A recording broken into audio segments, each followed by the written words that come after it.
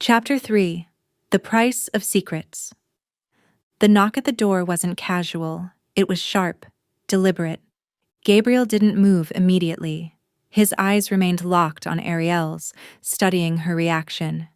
She didn't flinch, didn't look away, but her pulse pounded so hard she swore he could hear it. Another knock, more forceful this time. Gabriel's fingers curled around the edge of the desk, his expression unreadable. Then, without a word, he crossed the room and retrieved a gun from the drawer. Arielle's breath caught. She knew Gabriel had always been careful, calculated, but seeing him like this, cold, prepared for the worst, reminded her that she had walked straight into the den of a predator. He pressed a finger to his lips in a silent warning before striding toward the door. With one swift motion, he unlocked it and pulled it open. A tall, broad-shouldered man stood on the other side, dressed in a crisp suit that did nothing to soften the menace in his posture. His gaze flickered past Gabriel, landing on Arielle. "She's not supposed to be here." Arielle swallowed hard. Gabriel tilted his head, his voice deceptively calm. And yet, here she is. The man's jaw tightened. "Matteo is looking for her." Arielle forced herself to speak. "And I assume you're here to take me to him?" A slow, thin smile spread across the man's lips. "That depends." "Will you make it easy?" Gabriel stepped forward, his presence casting a shadow over the visitor. "She's not going anywhere." The man didn't move, didn't blink. "You sure about that, Duval?" Gabriel exhaled sharply. "Walk away." A long silence stretched between them. Then, finally, the man smirked and took a step back. "Suit yourself." Without another word, he turned on his heel and disappeared down the hallway. Gabriel shut the door. The lock clicked back into place, but the weight in the air didn't ease. Arielle let out a slow breath. "Who was that?" Gabriel slid the gun back into his drawer.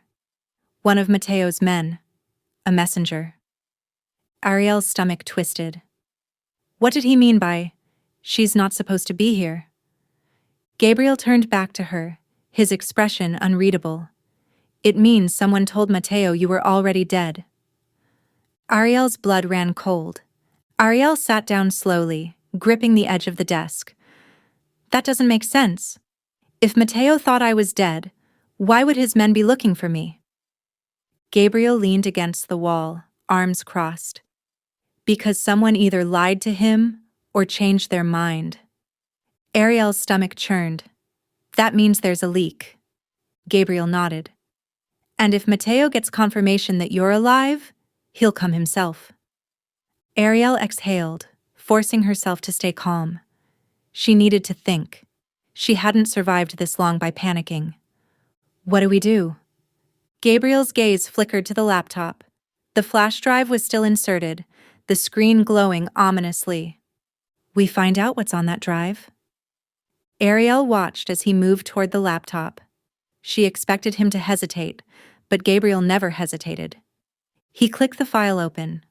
A list appeared on the screen. Names, dates, locations. Dozens of them. Arielle's breath caught. "What the hell is this?" Gabriel's expression darkened. "Contracts." Arielle's heart pounded. "Hit contracts?" Gabriel's jaw tightened. "More than that. These aren't just targets. These are names of people in power, politicians, corporate executives, high-ranking officials. Someone is running an assassination network." Arielle's throat tightened.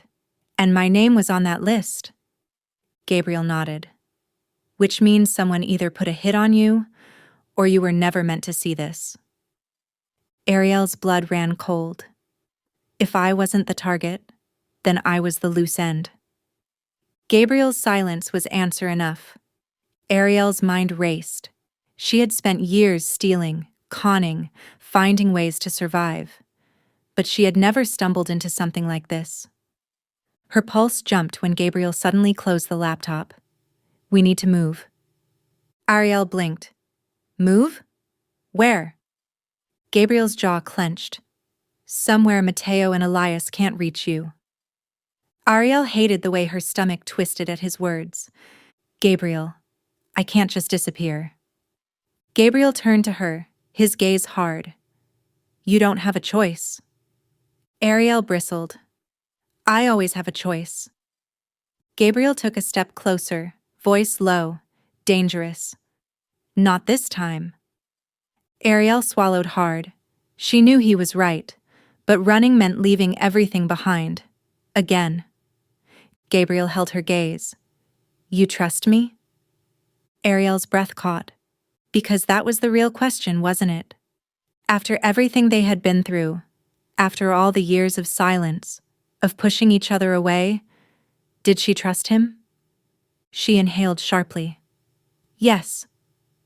Gabriel's lips barely curved, something unreadable flashing in his eyes.